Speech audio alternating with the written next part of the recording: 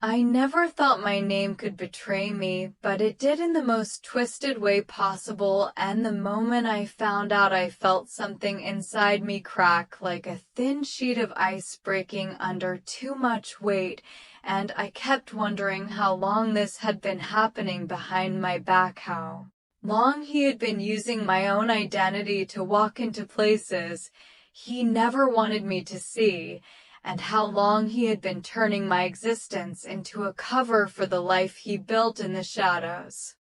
I remember the day it started to make sense, the day a hotel manager called me acting polite but confused, asking if I had forgotten something in the room I checked into last night, and I stood there frozen with the phone pressed to my ear trying to figure out if this was some kind of scam, because why would I be in a hotel when I was literally standing in my kitchen folding laundry, thinking about dinner and bills and everything normal and every day in my life?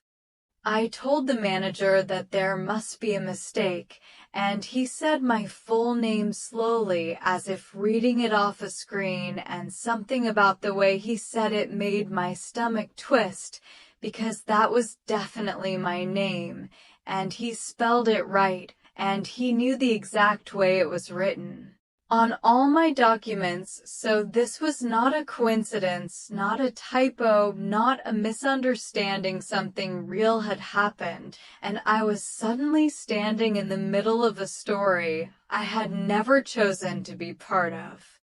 I asked the manager who checked in using my identity, and he hesitated before answering, and that silence felt like it lasted an entire year, because silence tells the truth before words do, and when he finally spoke, I felt the world drop out from under me. He said the man who checked in with my name was my husband, and he had walked in confidently holding hands with a younger woman who signed in as his spouse, and the staff had no reason to question it, because he seemed calm and familiar, as if he had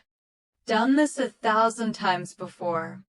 I felt my heartbeat pulsing in my throat, and my hands shook as I tried to understand how he had gotten away with something like this, how he had used my driver's license number, my birth date, maybe even a copy of my ID, and then the thought hit me that he must have been planning this for a long time, because nobody accidentally memorizes someone else's personal information to use it in a hotel. That is not a slip, that is not a moment of weakness, that is a plan, a strategy, a calculated act of deception.